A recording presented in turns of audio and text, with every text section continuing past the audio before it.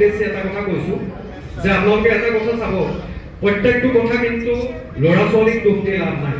ল'ৰাটো বেয়া হ'ল, ছোৱালীজনী বেয়া হ'ল, ইয়াৰ মূলতে কিন্তু তাই মাক বাপেকসকল। এটা কথা মনত ৰাখিব, এখন শুদ্ধ বিবাহ হ'লেহে এটা শুদ্ধ সন্তান জন্ম হয়, আৰু এটা শুদ্ধ সন্তান জন্ম হ'লেহে এখন সমাজ শুদ্ধ হয়।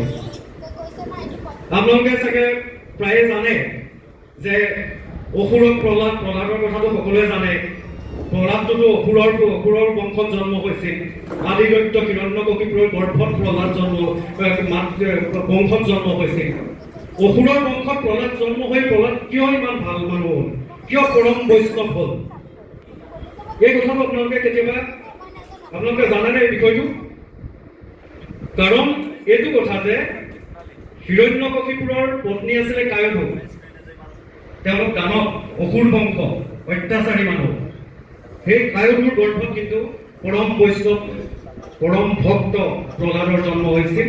ইয়াৰ কাৰণ হ'ল প্ৰহ্লাদে মাকৰ গৰ্ভত থাকোঁতেই ভাল কথা শিকিছিল, ভাল চৰ্চা পাইছিল। কেনেকৈ পাইছিল?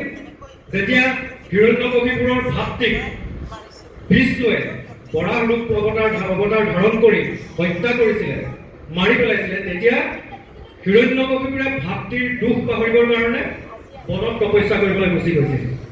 তেতিয়া ইন্দ্ৰই কি ভাবিলে যে এই সুযোগতে তাৰ ৰাজ্য আক্ৰমণ কৰি তাৰ যিটো সন্তান জন্ম হ'ব সেইটো অসুৰহে জন্ম হ'ব। কায়ধুৰ গৰ্ভত যিটো সন্তান হৈছে, গতিকে আৰু এটা অসুৰ জন্ম হোৱাৰ হোৱাতকে তাক মাৰি পেলোৱাই ভাল বুলি তাৰ মানুহজনে শৰণ কৰি লৈ আহিছিলে। তেতিয়া বাটতে দেৱৰ্ষীয়ে লগ পালে ইন্দ্ৰই কায়ধুক শৰণ কৰি আনোতে। তেতিয়া ইন্দ্ৰই ক'লে যে তুমি লোকৰ পৰশ্ৰী শৰণ কৰি ইমান বেয়া কাম কৰিছা, তুমি কেনেকুৱা ধৰণৰ মানুহ?